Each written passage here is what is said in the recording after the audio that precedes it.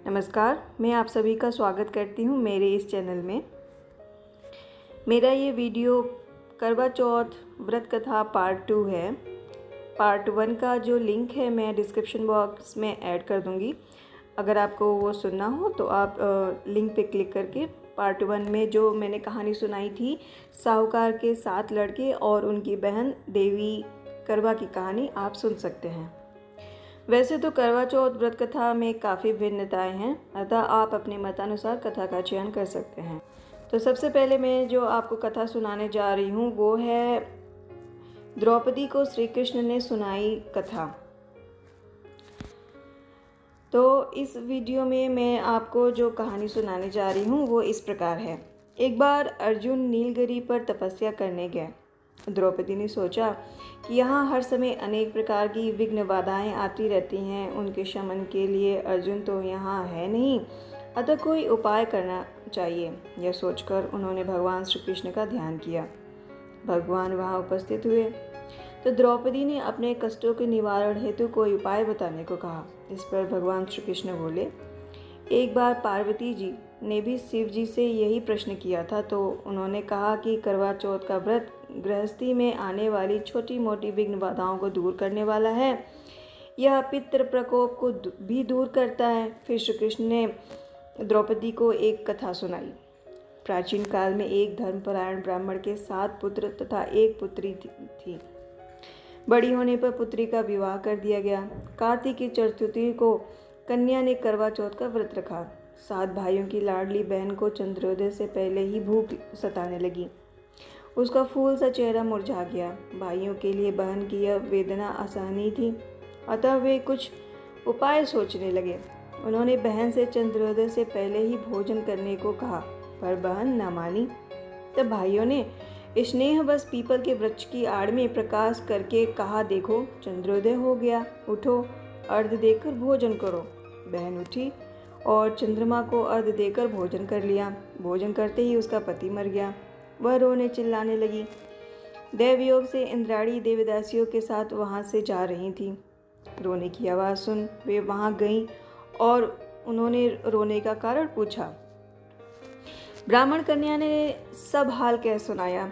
तब इंद्राणी ने कहा, तुमने करवा चौथ के व्रत में चंद्रोदय से पूर्व ही अन्न जल ग्रहण कर लिया, इसी से तुम्हारे पति की मृत्यु हुई है। अब यदि तुम मृत पति की सेवा करती हुई 12 महीनों तक प्रत्येक चौथ को यथाविधि व्रत करो, फिर करवा चौथ को विधिवत गौरी, शिव, गणेश, कार्तिकेय सहित चंद्रमा का पूजन करो और चंद्र उदय के बाद अर्घ देकर अन्न जल ग्रहण करो, तो तुम्हारे पति अवश्य जीवित हो उठेंगे।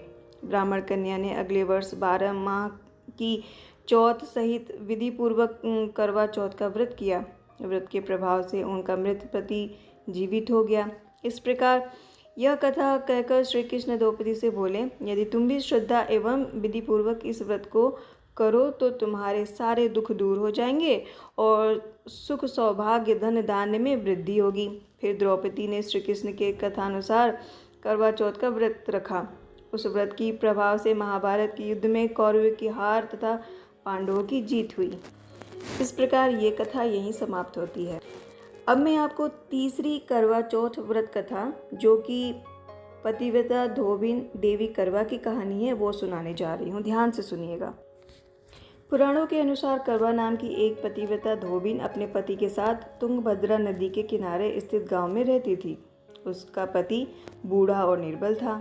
एक दिन जब वह नदी के किनारे कपड़े धो रही थी, तभी अचानक एक मगरमच्छ वहां आया और धोबी के पैर अपने दांतों में दबाकर यमलोक की ओर ले जाने लगा। वृद्ध पति यह देख घबराया और जब उससे कुछ नहीं कहते बना तो वह करवा करवा कहकर अपने पति को पुकारने लगा।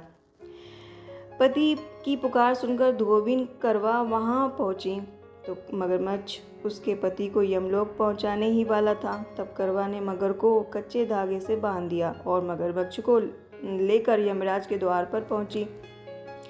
उन्होंने यमराज से अपने पति की रक्षा करने की गुहार लगाई और बोली, हे भगवान, मगरमच्छ से मेरे पति के पैर पकड़ लिए हैं, आप मगरमच्छ को इस अपराध के दंड स्वरूप नरक भेज दें।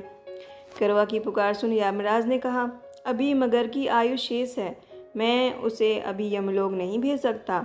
इस पर करवा ने कहा, अगर आपने मेरे पति को बचाने में मेरी सहायता नहीं की तो मैं आपको श्राप दूंगी और नष्ट कर दूंगी। करवा का साहस देख यमराज भी डर गए और मगर की यमपुरी भेज दिया। साथ ही करवा के पति को दीर्घायु होने का वरदान दिया।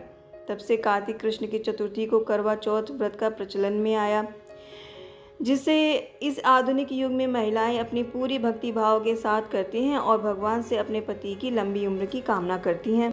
इस प्रकार ये करवा चौथ व्रत कथा की तीसरा अध्याय यहीं समाप्त होता है।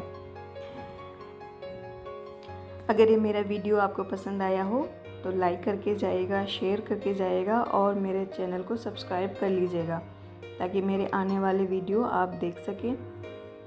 मेरा वीडियो देखने के लिए आपको धन्यवाद। Thank you.